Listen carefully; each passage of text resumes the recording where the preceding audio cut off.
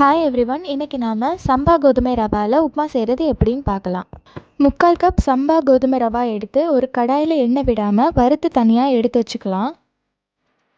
ஒரு கடாயில் எண்ணெய் விட்டு எண்ணெய் காஞ்சதும் கடுகு, காஞ்ச மிளகாய், கருவேப்பிலை போட்டு தாளித்து அது கூட வெங்காயம் சேர்த்து வதக்கிக்கலாம்.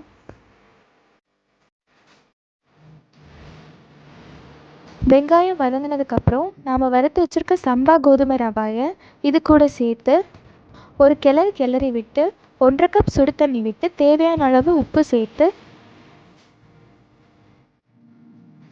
மூடி போட்டு வேக வச்சுக்கலாம். அடுப்பை லோ ஃப்ளேமில் வைக்கணும். 5 நிமிஷத்துக்கு அப்புறம் ஓப்பன் பண்ணி கிளறி விட்டு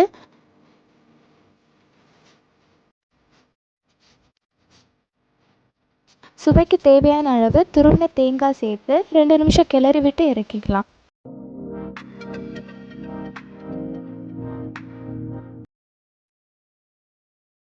சுவையான சம்பா கோதுமை ரவா உப்புமா ரெடி.